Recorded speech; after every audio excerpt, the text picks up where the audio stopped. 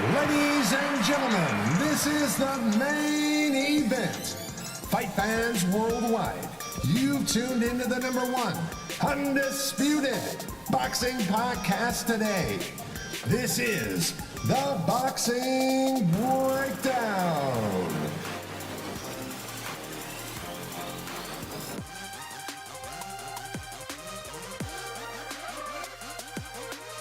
Now, your heavy-handed, hard-hitting host, Mark Roxy.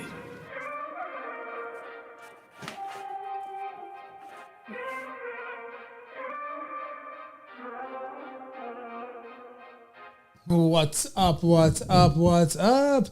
Welcome to another edition of the Boxing Breakdown, and I am your host, Mark Roxy.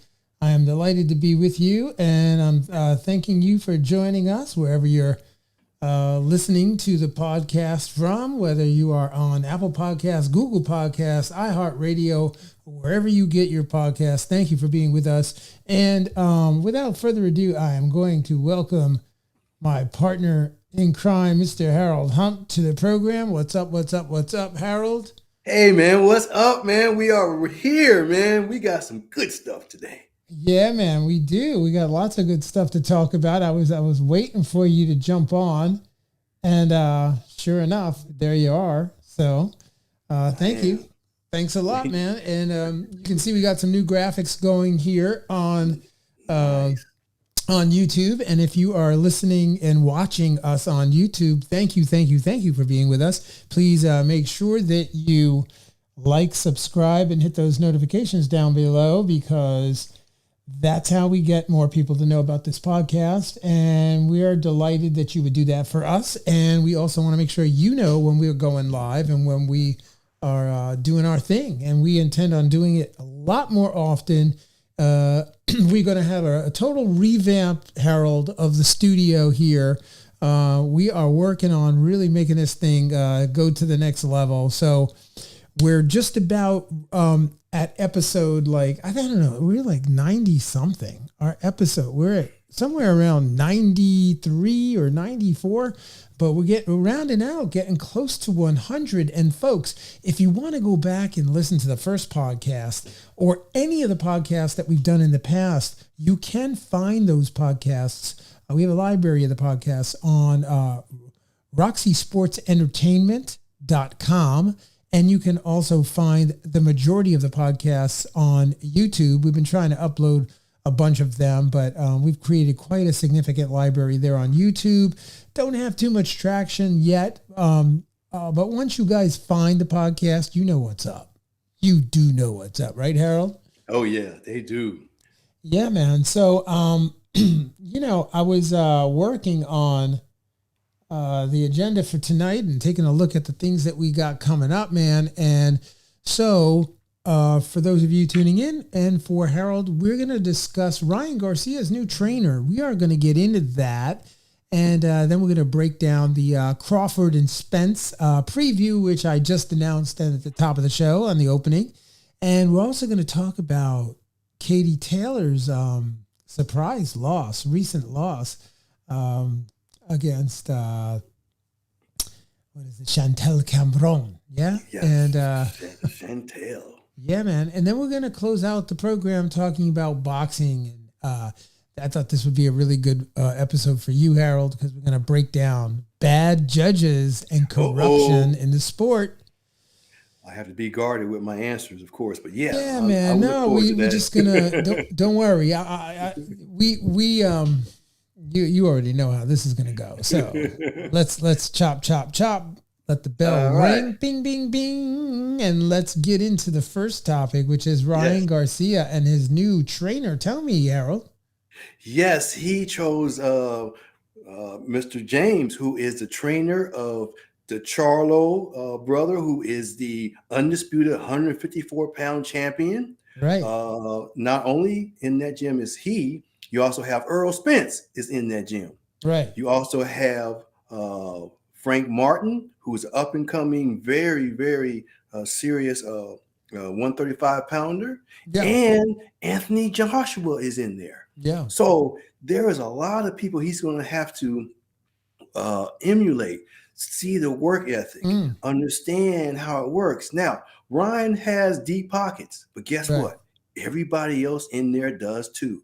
So there is none of that posturing. If he does that, I don't know if he does, but he'll be in the gym where everyone else is just as financially comfortable as he is. So that takes that away. So now he has to actually go in there and work with the trainer in the way he needs to do that. Now he's leaving California and he'll be going to Texas. He's going to get a place in Texas just to train, which is excellent. Now, what we don't know is how many sparring partners are coming from across the world just to go to that gym to spar him. And the list of people calling his new trainer, James, and asking him, please allow me to come work with him. So he's going to get some good training. He'll get an attitude adjustment because he'll see other people who are very prominent, who do very well. He'll see that work ethic. Yeah. He'll see how Earl, who throws 70 punches around, gets into shape. He'll see that chip on the shoulder, dog attitude that the Charlo brother has. He'll see that hungriness that Martin has because he's getting overlooked at 135 and he's hungry. So when he trains, he works hard. And then you see Joshua, a project. He's coming off all of that, and he left his comfort zone, England, to come there to be in that kind of environment. So this is great for Ryan. He has to respect the trainer, and he knows he's at a crossroads because he has the opportunity to get a title at his new weight class and be a huge player. Yeah, man. I think it's a great opportunity for him. I mean, sure knows it beats a blank. I mean, where he was prior to this choice is really not, it wasn't very good. So, you know, and I'm not talking about Joe Goosen. I'm just talking about his mentality, you know, and all of the things that have led up to where he is right now. I think it's like a really great, it'll be a really great choice for him to be in that kind of a stable. And I definitely think that, you know, some of the skill sets will get sharper for sure, you know, and I know that the world will wait to watch him improve and watch him get better. So let's see what happens, man. I mean, this is great news. You know, he's still a player, you know, I mean, he really is still a player. I mean, as far as the rankings are concerned, he's right up in there. You know, it's not as if his career is over by any means. If you guys are tuning in and you're not really sure what we're talking about here, you know, Ryan Garcia just took a loss to Gervonta Davis, Tank Davis, and you know, this loss that he took a couple of weeks ago was pretty devastating to him and reverberated around the boxing world. And really, he had an unblemished record prior to that fight. And, you know, many people thought that he had a very good chance. Well, let's just say some people thought that he had a very good chance of beating Gervonta Davis. And the fight was one of the most watched boxing events in the recent past. And what's come from that is, you know, big fights are being made. Lots of big fights are being made by lots of other promoters. And we're going to talk a little bit about that today. Yes, but it's really, really exciting. For example, well, we're not going to get into that. We're not going to get into that. The Devin Haney Vasily Lomachenko fight just took place this past weekend. Yes. And man, there's so much to talk about. But let me go back to the training. Now, he'll be going in that gym, but guess who he has to spar with? Frank Martin, who is a 135 pounder. Yeah. Who is prominent. Oh, he's got to spar with this guy who needs to prove that he is an elite. So that is going to be some excellent sparring, not to mention the people I'm talking about who are coming in to who we don't know, who can really, really crack, who's really going to give him some great work. Right. So that is, I would love to be there for that sparring, Mark. And you know, you've lived your life breathing the air of gyms and seeing sparring. And you know it would be just fantastic to see him spar with Frank Martin in that gym. and try to be the boss of the gym. You know how it is to be the boss of the gym. You know what it is. You know, where there's one fighter, everyone comes in and tries to beat him, but he can't because he runs the gym. He's the best fighter in that gym. And everybody challenges him, and he keeps his mantle. And we have to see how he's going to fit into that environment, that jungle of that gym there. You know, and it's not air conditioned. It's you've seen it, Mark. It's not air conditioned. It's a warehouse. I mean, he's going to boot camp. He is. I love that. I mean, I don't even know what to say. I don't even know what to say except, hey, I love it. I think it's a great idea. You know, I'm really, really excited about that. And, you know. And he has the opportunity to become a champion quickly because Rolly has that 140 pounder belt that he got, kind of how he got it, but he has it. All right. Rolly's not going to fight anybody who can't make him the kind of money. Automatically, Ryan has moved to 140. He gets the opportunity directly to fight Rolly for that 140 title, making him a big player at 140 immediately. Yeah.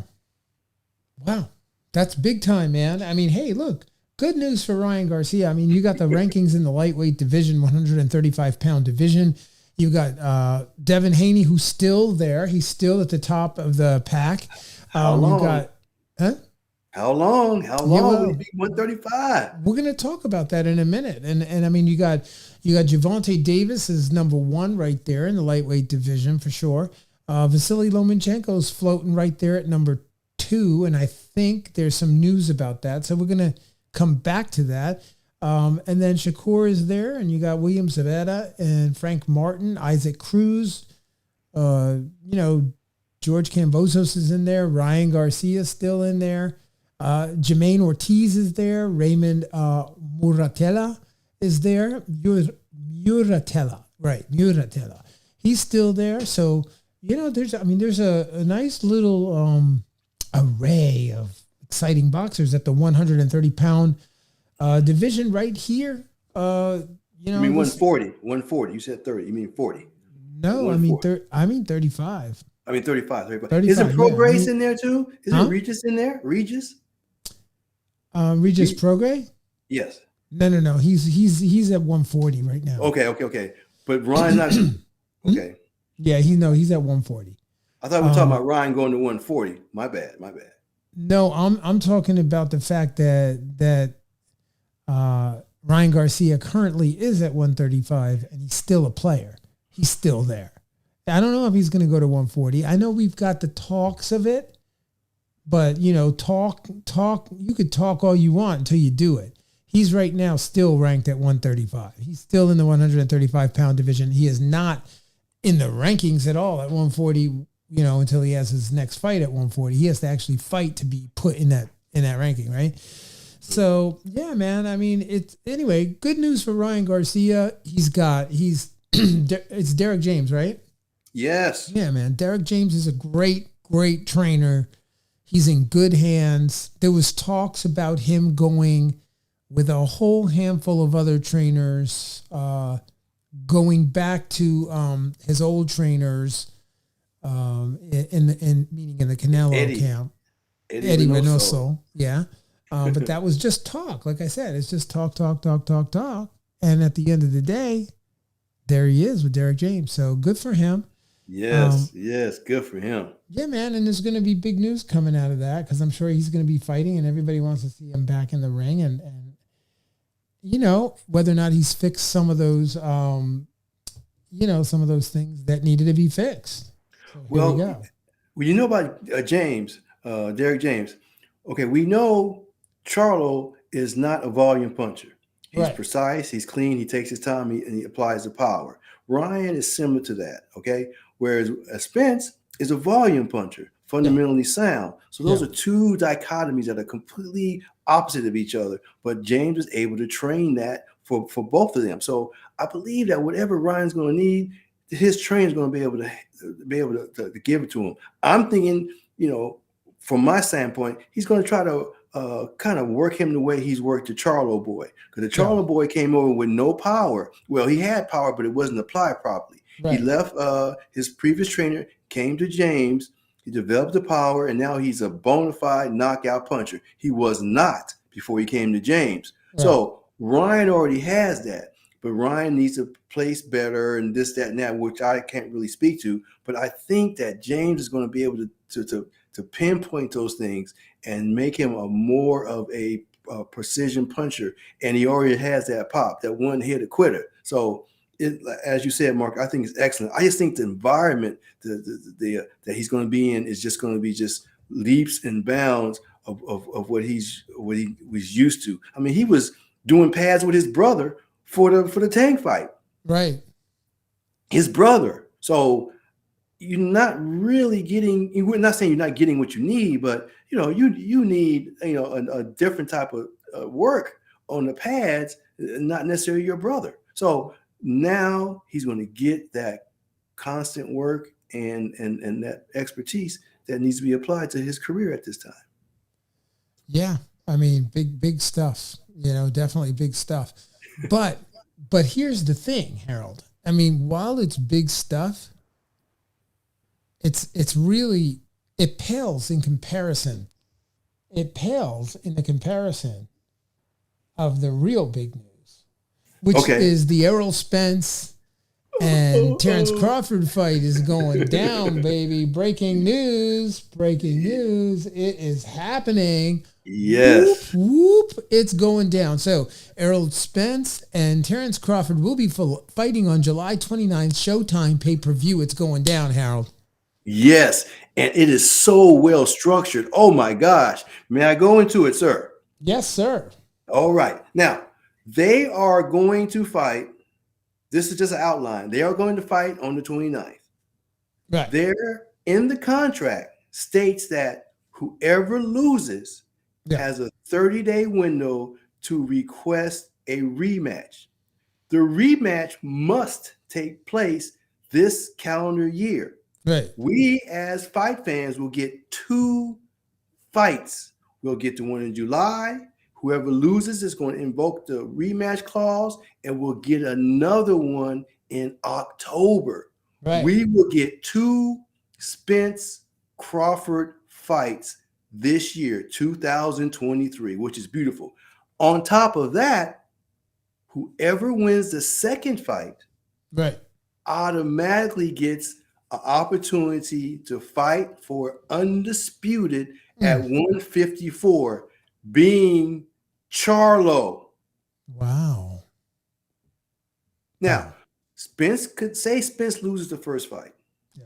And he wins the second fight. He gets to fight for the 154. There's not a rubber match between the two.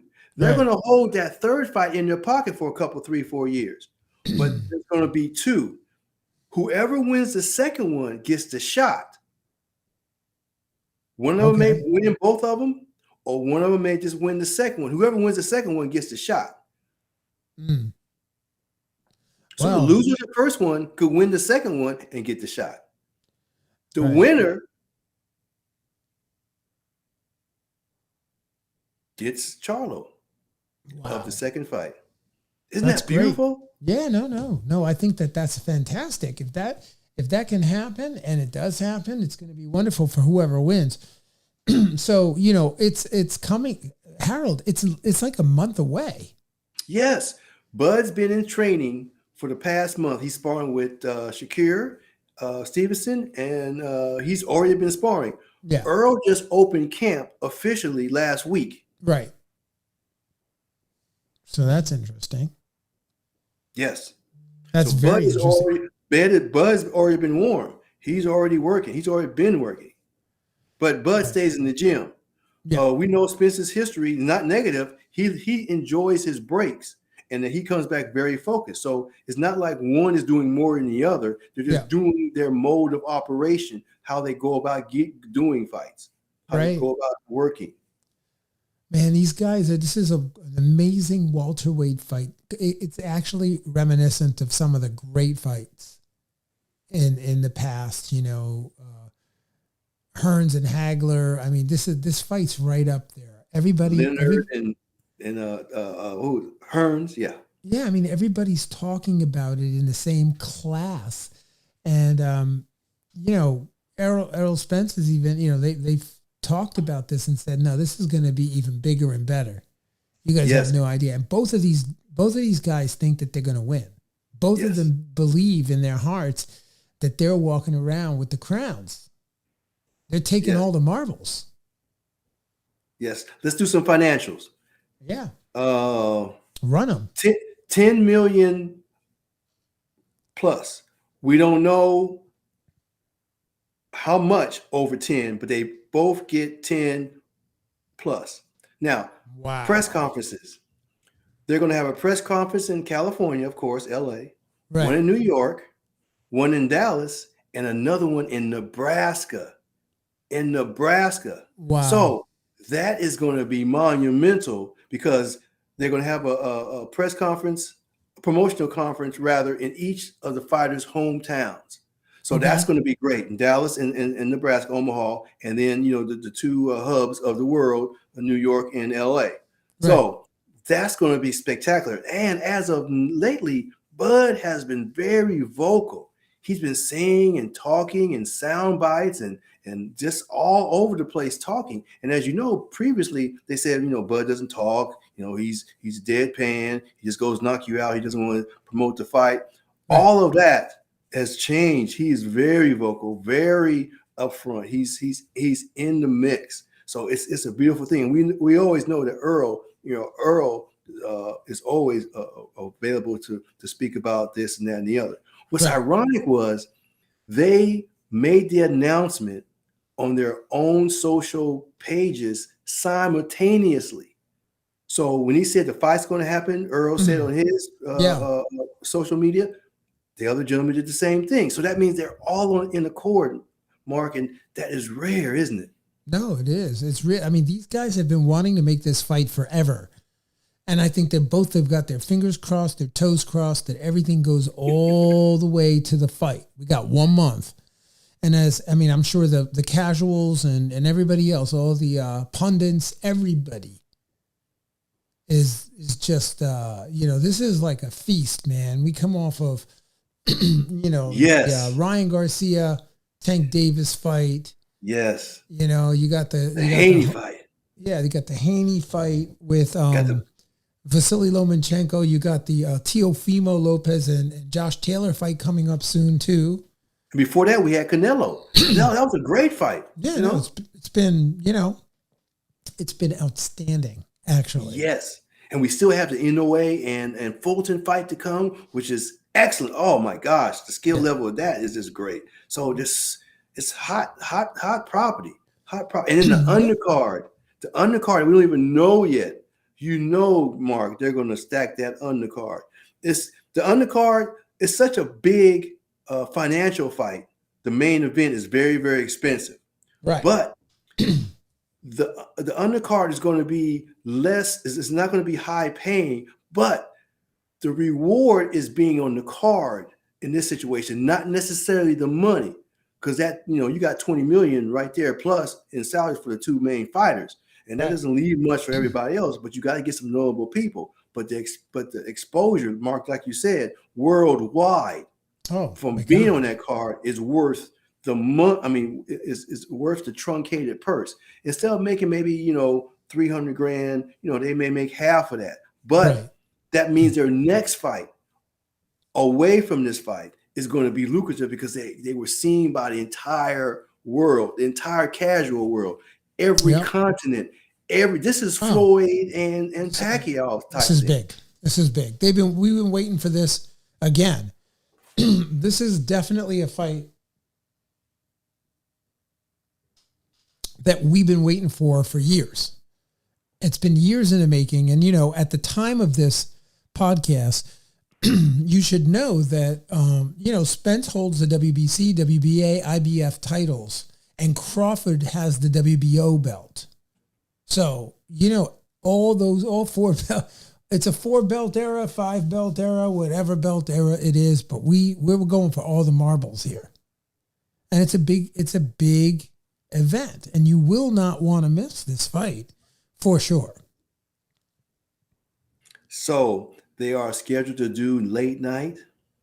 They're scheduled to do so many different things that are available for the casual people who really don't know boxing, Yeah. just like Mayweather and Pacquiao did. We got the NBA Finals coming up. We got still have baseball. So we're going to have pitches thrown out. We're going to have appearances at ball games. We're going to have. Of course. Oh, I mean, they're gonna I market know. this thing like crazy. Man, it's going to be, and if they're not, they will be known. No doubt, they will be known. And I'm excited because the public really doesn't know them. But guess what? They are going to get a crash course on these two guys really quickly. Yeah, no doubt. No doubt. And more to come. I think probably our next podcast, now I know our next podcast will definitely feature a full breakdown of the Errol Spence, the Errol Spence and Crawford fight. We're going to break down styles. We're going to break down advantages that each one of the fighters has. We're going to talk about weight. We're going to talk about coming up, going down. We're going to break all that down. So if you're into the odds, I will tell you that now if you are going to place your bets, the sooner you do it, the better off you're going to be, because later on it's not going to be very, the odds are not going to be very good. They're going to be pretty crappy when you get real close to the fight. But now you have a chance with a true 50-50 fight to really make some money, man. Big money.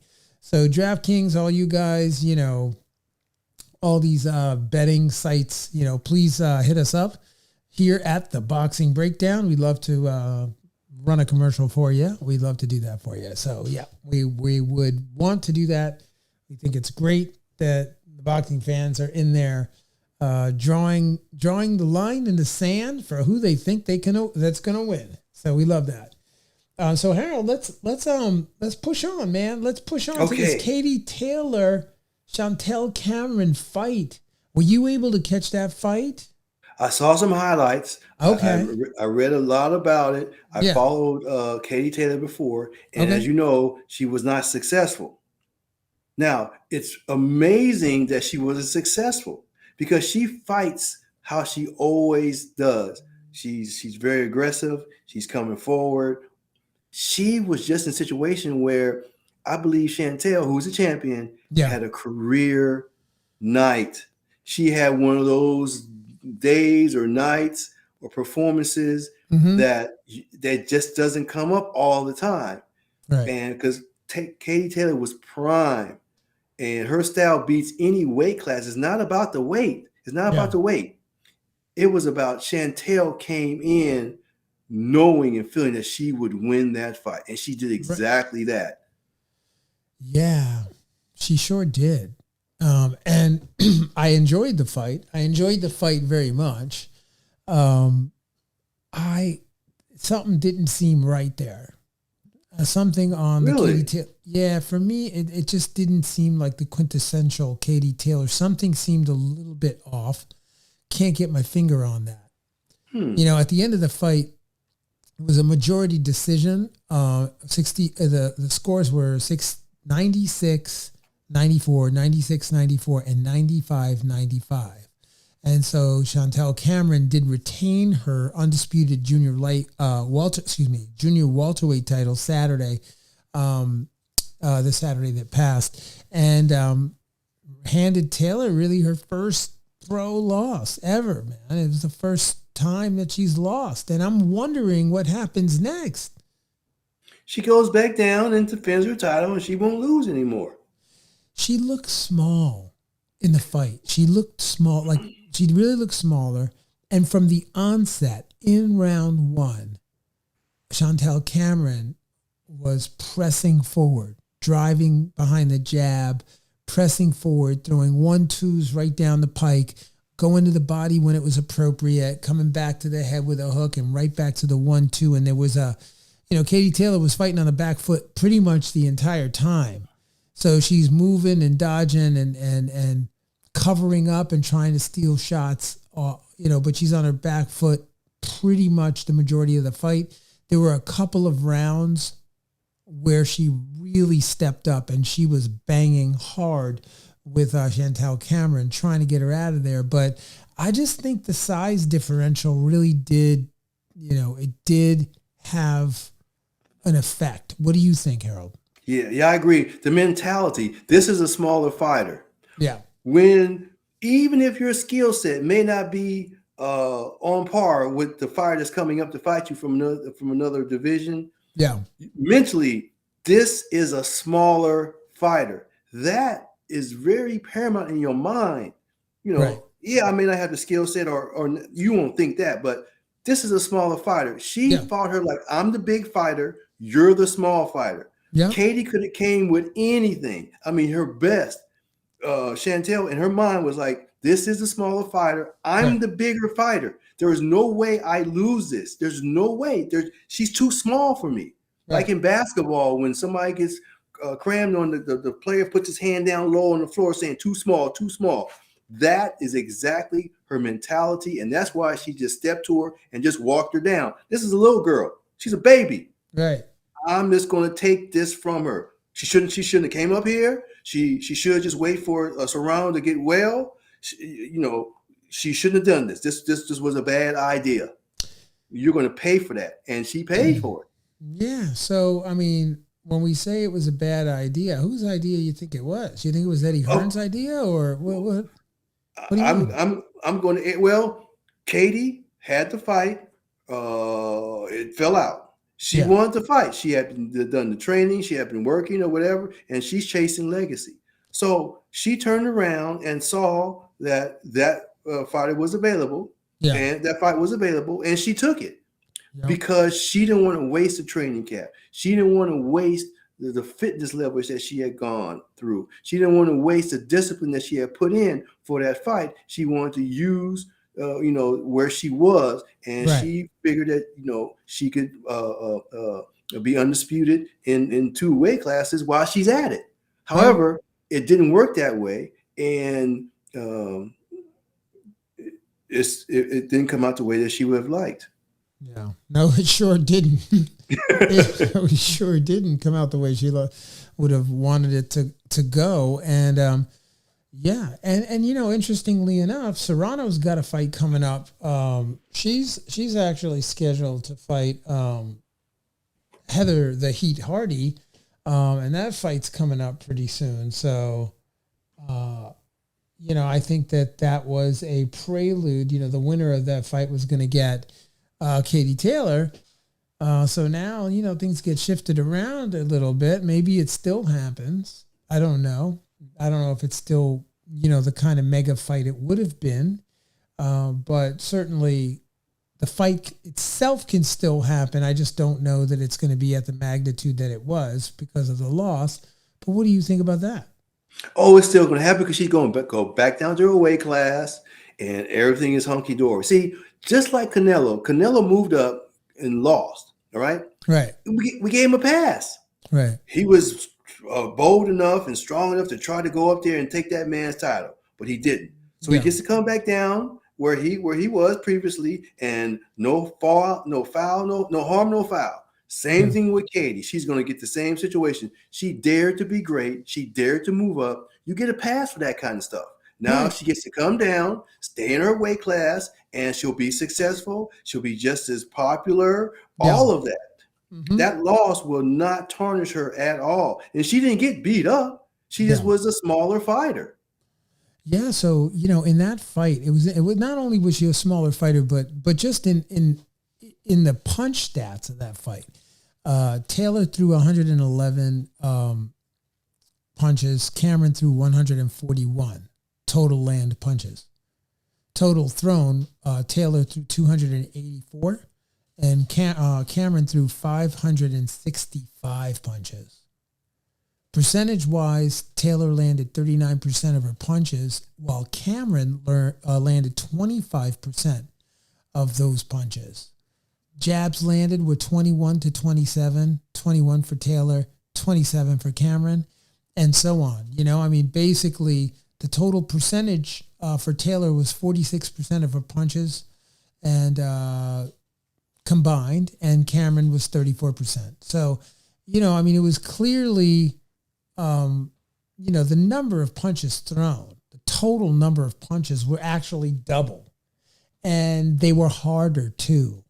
They were harder. For those of you that did not see the fight, Chantel Cameron was throwing the better connected punches. They were landing. They were hard shots. Yeah, and I just think, it was a size, like you said, Canelo, the Canelo Bivol fight is a good example, a very, very good example of, just daring to be great and sliding out and okay, let's get back to what we do. And let's cross our fingers that we got a lot of good stuff coming out of Katie Taylor. Oh, we do. Yeah. She's in her prime. She's good. She's good. Yeah, I know she's good. Let's just pray that she's good, and she shouldn't be taking punches like that in the future. And so we're going to round out the program here with our last topic of discussion, and that is going to be boxing, right? So we watched the Devin Haney Vasily Lomachenko fight, and here we go. Yeah, it was a great fight. It was actually probably one of the hardest fights as a judge to score. I think, Harold and I both judge, and Harold is a professional boxing judge. I've been judging in the amateurs for, almost 2 decades. And, we know what that is. And so at the end of the day, it's not an easy fight to judge, even if you're completely engaged 100% on.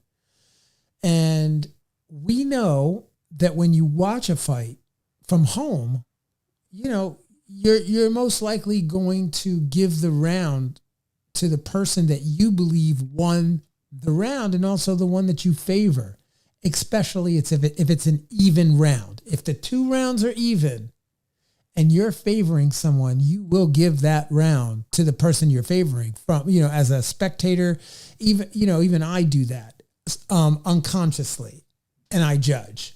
So watching a fight is not the same as scoring a fight as a professional judge, following the criteria and the years of training and experience that goes into both watching and judging bouts.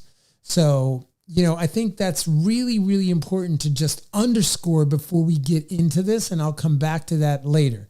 But you saw in the Devin Haney and Vasily Lomachenko fight more controversy than I can't remember when there's been so much controversy around a fight. And personally, I had it scored, completely different than many of my colleagues and people that watched the fight. And I got to the point where I was like, listen, I'm just not even going to really have a conversation with you about who won the fight.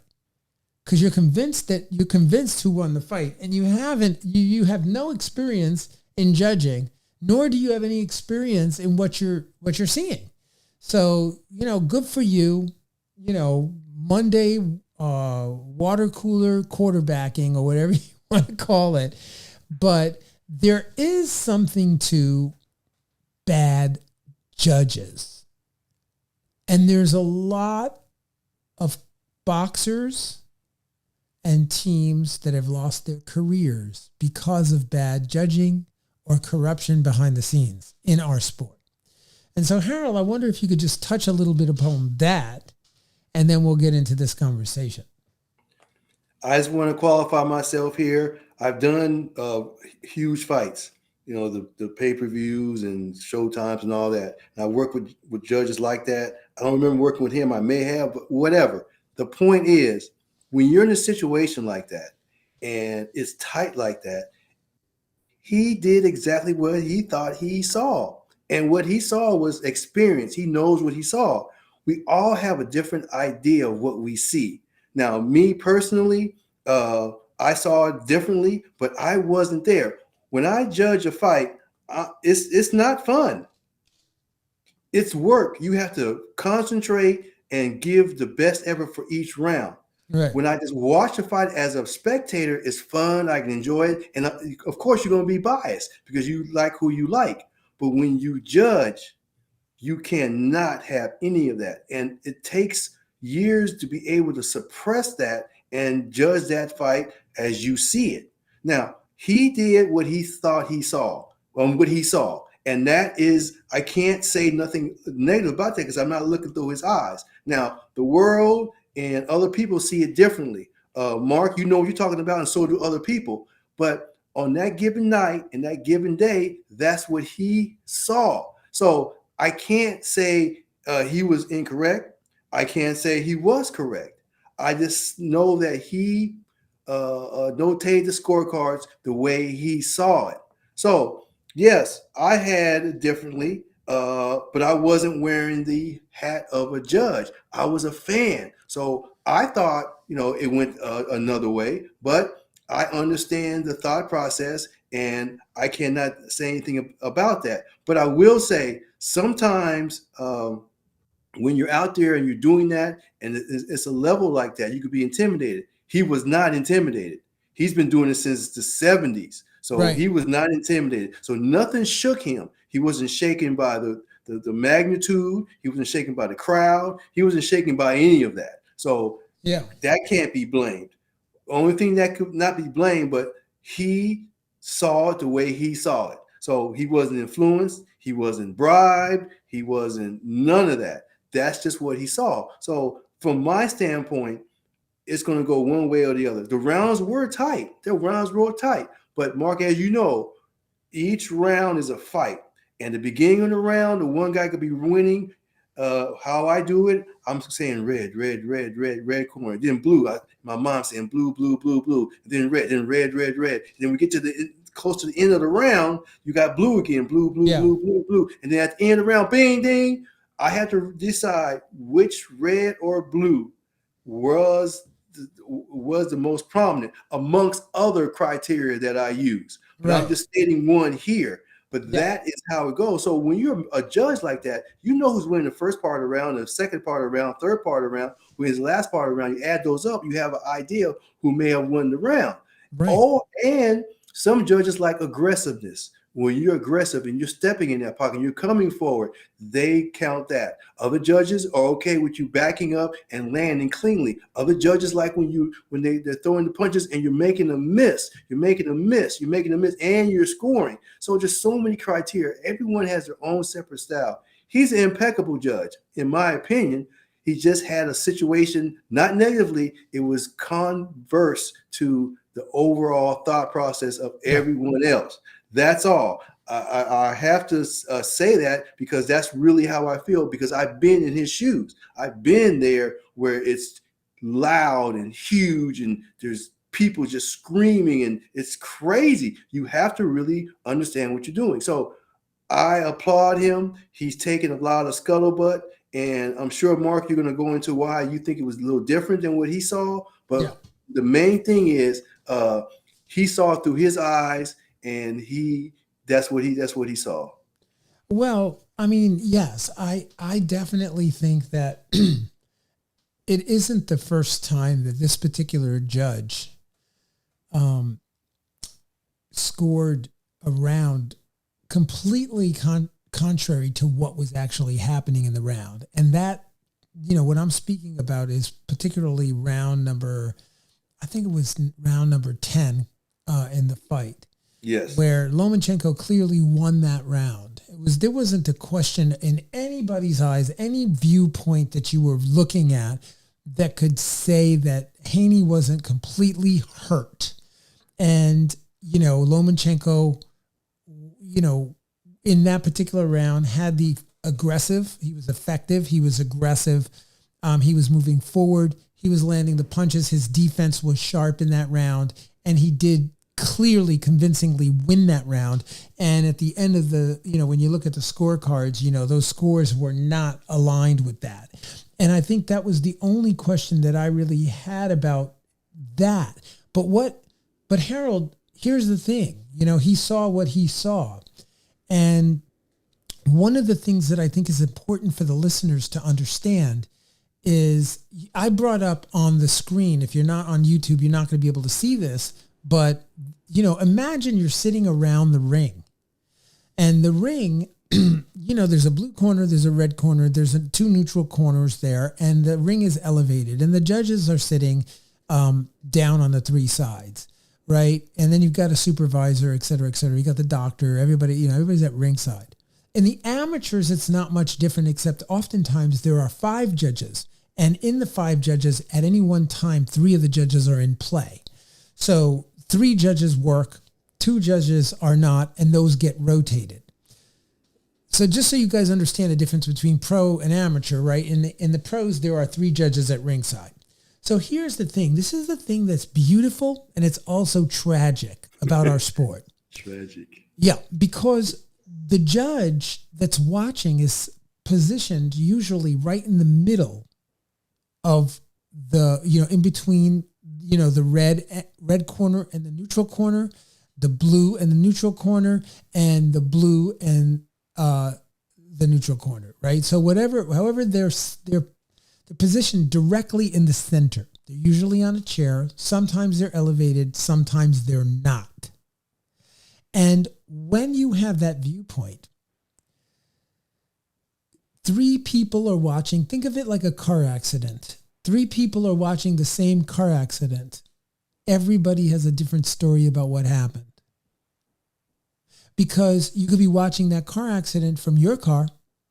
You could be watching the car accident from your window up high, or you could be watching the car accident from the other car. And you're all going to see that car accident completely different. And the same is true when you're sitting around the ring. What judge number 1 sees is not going to be what judge number 2 sees. It very rarely is. And likewise, judge number 2 and 3 are going to have completely different vantage points of that fight. And then you add in the boxers and their skill sets. And boxing, we know how to make our work seen, and we know how to make our work disappear. And we know how to confuse the judges, and we know how to, tie up on the ropes and, take 3 minutes away from, or 30 seconds away from judge number 1, or we know these things. These are parts of the game. It's part of the sport of boxing. So what happens is you've got the referee in there. And now the referee is standing right in front of you. And you cannot see past his legs. You can't see the action. Meanwhile, it was a 1, 2, 3 that got landed that turned the tide of the fight. But you didn't see it. And because you didn't see it, you are not able to score it. You cannot score what you do not see, even if you think it happened. And so those are really, really important pieces to really understand about boxing and about the sport and how scores get tabulated and sometimes how they're completely cattywampus. They are. So go ahead, Harold. But that's the beauty. That's the beauty of our sport. It is. It's so crazily skewed. Like I say all the time, it stinks, but it smells so good. It's beautiful, but it's so ugly. All at the same time. And that is why we have this dialogue. That's why we have this back and forth. Because it's such exacting type of thing. But this kind of thing will go down in history. We'll always talk about it. This, that, and the other. Now, there's the bad part where people lose their careers and this, that, and the other. But this is what we signed up for. This is boxing. Boxing does this. Boxing does it. Yes, I've been in a situation where the referee's all in the way, and I am trying my best to get around him or whatever. But if it's a knockout ensuing and he's standing behind, I can't see. Or like you said, the boxer, he knows if he gets on a certain side, he can hit that guy illegally, and the ref won't see it, and the judges, we won't see it either. So there's so many different things, as you say, the discipline to gain advantage is there. So I understand what you're saying. You just cannot see. Now, that model that they use in the amateur, the 5 judges, and you don't know who's in play, that's beautiful. Yeah. But I don't believe that would ever be incorporated in pro boxing only because this element of uncertainty is a given. This is something that is in place, that is used as an advantage. and it's just what it is, Mark. But Mark, you know how it works. You know where it goes and all that. So all I can say is you're absolutely right. Sometimes you can't see.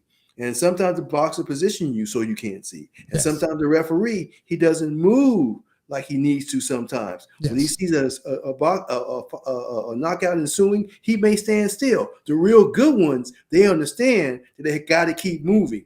Even though there's getting ready to be a knockout, he knows he needs to give the other judges situations. I talked to Benny Estevez. He is a prominent referee. He's one of my mentors and what have you.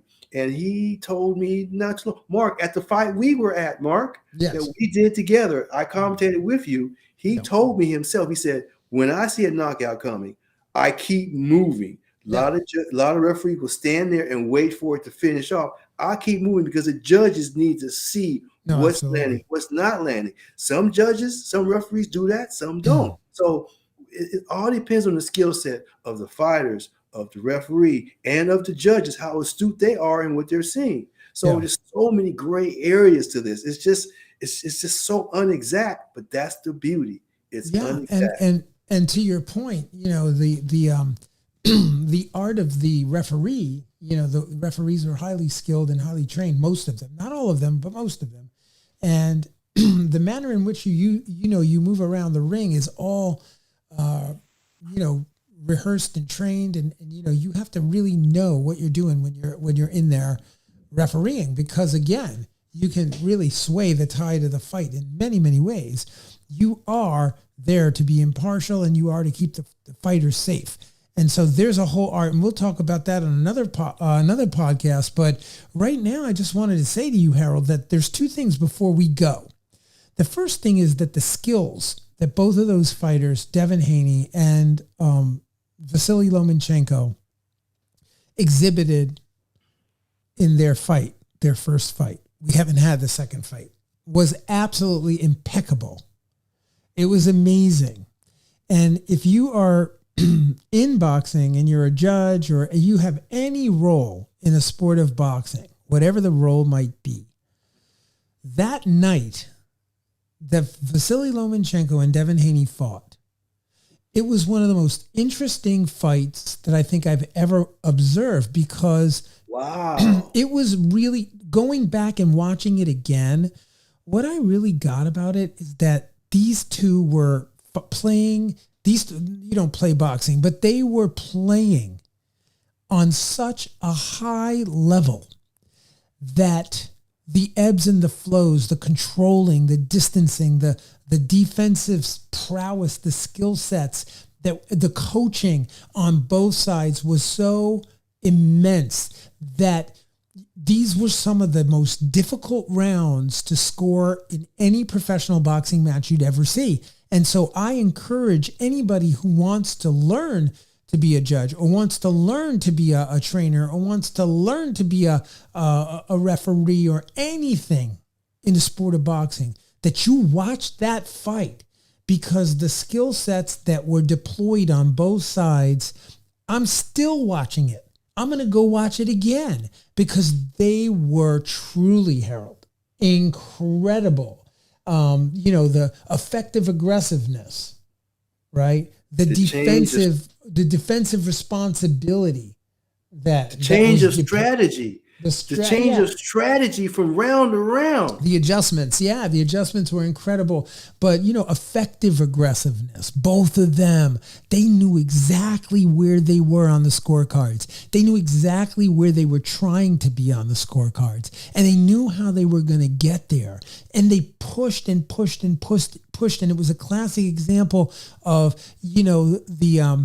the guy who has the best angles fighting the guy who has the longest reach, fighting the guy who has a, impeccable defense from, long range and, mid range and close range. And you could go and break that fight down and really learn a lot of things about the sport of boxing. If you want, folks, do it, because it's incredible. And then the other thing I wanted to say is, right after the fight, now this week we got, on the rankings, guess who's number one?